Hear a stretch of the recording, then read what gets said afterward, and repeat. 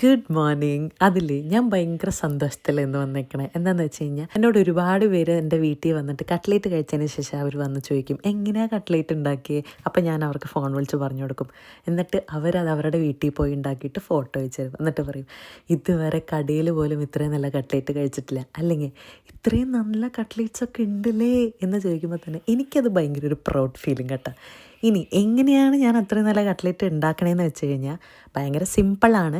പക്ഷെ അതിൻ്റെ ഒരു മെയിൻ സീക്രട്ട് എന്താണെന്ന് വെച്ച് കഴിഞ്ഞാൽ ഞാൻ ഉരുളക്കിഴങ്ങ് ഇടില്ല. ഉരുളക്കിഴങ്ങ് ഉണ്ടാക്കാണ്ട് ഉരുളക്കിഴങ്ങ് ഇടാണ്ട് കട്ട്ലേറ്റ് ഉണ്ടാക്കാൻ പറ്റുമോ എന്ന് ചോദിച്ചു കഴിഞ്ഞാൽ പറ്റുടോ.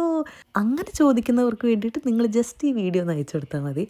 ഉരുളക്കിഴങ്ങ് ഇല്ലാണ്ട് നിങ്ങൾ ഒരു വട്ടം കട്ട്ലേറ്റ് ഉണ്ടാക്കി കഴിഞ്ഞാൽ പിന്നെ ഇത് മാത്രമേ ഉണ്ടാക്കുള്ളൂ, മറ്റേത് നമുക്ക് ഇഷ്ടമാവില്ല.